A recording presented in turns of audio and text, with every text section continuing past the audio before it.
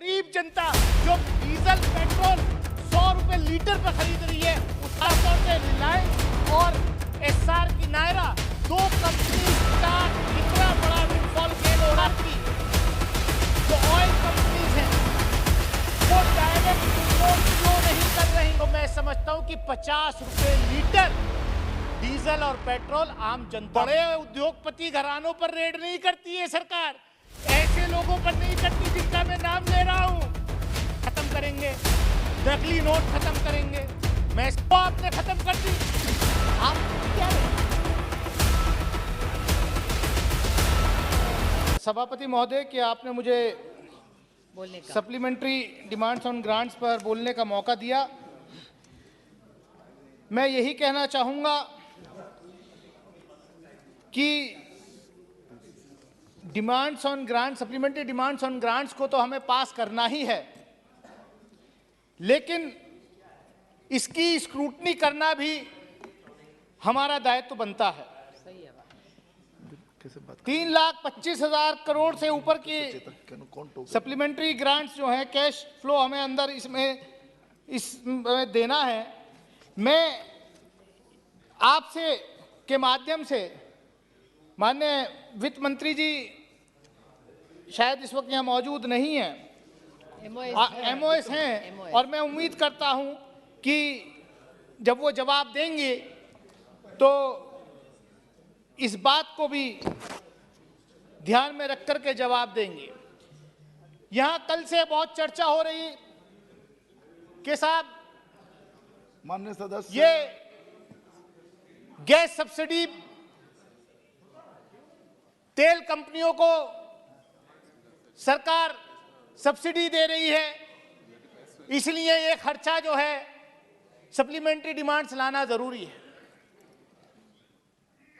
मैं आपके माध्यम से माननीय मंत्री जी से सिर्फ इतना पूछना चाहूंगा कि क्या ये सही है कि जो रशिया से क्रूड ऑयल हम लोग सब्सिडाइज्ड रेट्स पर इंपोर्ट कर रहे हैं, ऑलमोस्ट 32% सब्सिडाइज्ड रेट पर रशिया से क्रूड इंपोर्ट हो रहा है। आखिर ऐसी कौन सी वजह है कि जो भारत सरकार की जो ऑयल कंपनीज हैं वो डायरेक्ट इंपोर्ट क्यों नहीं कर रही? क्या यह सच नहीं है कि आपके सरकार के जो खास जिन पर आशीर्वाद रहता है 2-3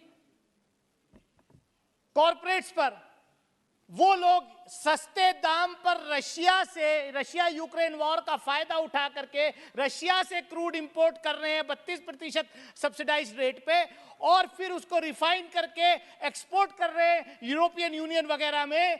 तो ये जो विंडफॉल गेन जो चंद खासतौर से रिलायंस और एस्सार की नायरा, दो कंपनीज का कितना बड़ा विंडफॉल गेन हो रहा है, इस पर सरकार जो है क्या कहना चाहेगी? क्यों नहीं सरकार की तेल कंपनियां डायरेक्ट ये काम करती, ये बिजनेस करके, और हमारे जो गरीब जनता जो डीजल पेट्रोल 100 रुपए लीटर पर खरीद रही है, उसका फायदा अगर उसको पहुंचे तो मैं समझता हूं कि 50 रुपए लीटर डीजल और पेट्रोल आम जनता को मिल सकता है।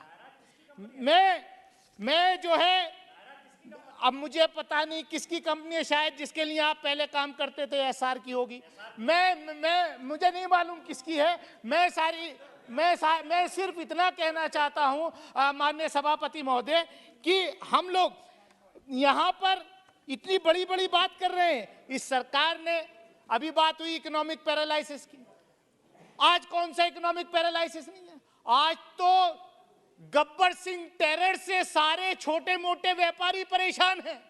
आप भी आते हैं सर, पिछले 3 दिन पहले मेरठ में भी वही हाल था, अमरोहा में भी वही था, बरेली में भी वही था। जीएसटी के नाम पर रेड जो है, किसी बड़े उद्योगपति घरानों पर रेड नहीं करती है सरकार, ऐसे लोगों पर नहीं करती जिनका मैं नाम ले रहा हूं, उनको तो जो एग्जेम्पशन दे देती है। लेकिन जो बेचारा ठेले पर पकौड़ी तल के बेच रहा है, आपने नौजवानों को रोजगार तो दिया नहीं, आदरणीय प्रधानमंत्री जी ने कहा था कि ये भी रोजगार है कि स्टूडियो के बाहर जो पकौड़ी तलने का पकौड़े तलेगा वो भी तो एक रोजगार है। लेकिन आज तो हालत ये हो गई, उत्तर प्रदेश के अंदर जो पकौड़े तल रहे ठेले पे लगा करके जीएसटी की रेट उन पर हो रही है। सभापति महोदय, मैं कहना चाहूंगा आपसे कि डिमोनेटाइजेशन आपने किया कि साहब टेरर खत्म करेंगे, ब्लैक मनी जो है कैश खत्म करेंगे, नकली नोट खत्म करेंगे। मैं समझता हूं डेटा सबके पास है, नकली नोटों का सर्कुलेशन उस वक्त से ज्यादा हो गया, जो कैश करेंसी प्रिंट थी आज 2 गुना से ज्यादा हो गई। तो आपकी जो पॉलिसीज हैं उस पे आप क्या कहना चाहेंगे? मैं माननीय मंत्री जी जब जवाब देंगी तो ये मैं उम्मीद करूंगा कि ये मुझे बताएंगे। सभापति महोदय, मेरा समय है, मैं आपके माध्यम से, सभापति महोदय, इस देश का विकास, माननीय प्रधानमंत्री जी का नारा है सबका साथ, सबका विकास और सबका विश्वास। लेकिन ये हो क्या रहा है कि प्री मैट्रिक स्कॉलरशिप तक खत्म कर दिया आपने। जो एससी, एसटी, ओबीसी माइनॉरिटीज के बच्चे थे वो आप चाहते हैं कि वो स्कूल ना जाएं, वो पढ़े ना। जो मौलाना आजाद नेशनल फेलोशिप थी वो आपने खत्म कर दी। आप कर क्या रहे हैं? सच्चर कमेटी ने इस देश में बताया, डायग्नोस किया कि किस तरीके से इस देश के अंदर माइनॉरिटीज के बच्चे जो हैं, पर्टिकुलरली मुस्लिम माइनॉरिटीज के बच्चे कितने पिछड़े हैं, वो स्कूल नहीं जा पाते।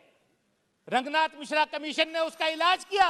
सभापति महोदय, मैं बस 2 मिनट में अपनी बात खत्म करूंगा। रंगनाथ मिश्रा कमीशन ने उसका इलाज दिया, लेकिन सरकार सुप्रीम कोर्ट में एफिडेविट देती है कि साहब रंगनाथ मिश्रा कमीशन ने तो सिर्फ जो है 4 दीवारी में बैठ करके ये रिपोर्ट तैयार कर दी। मैं पूछना चाहता हूं आपके माध्यम से, हम तो सर्वजन सुखाय सर्वजन हिताय की बात करने वाली पार्टी से हैं, लेकिन आपने जो 10% इकोनॉमिक क्राइटेरिया पर रिजर्वेशन दिया, उसका सर्वे कहां हुआ था? वो कौन सा कमीशन था जिसने सर्वे दिया? उनको आपने रिजर्वेशन दिया। मैं सभापति महोदय, मैं इन्हीं बात के साथ मैं आपके माध्यम से चाहूंगा कि जो प्री मैट्रिक स्कॉलरशिप्स है उनको बहाल किया जाए। जो एससी, एसटी माइनॉरिटीज के, ओबीसी के बच्चों को जो पढ़ाई से रोकने की कोशिश की जा रही है, मैं माननीय वित्त मंत्री से चाहूंगा कि वो उसको बहाल करने का काम करें। बहुत बहुत शुक्रिया, धन्यवाद। Thank you, sir. So I speak here on the demands for grants.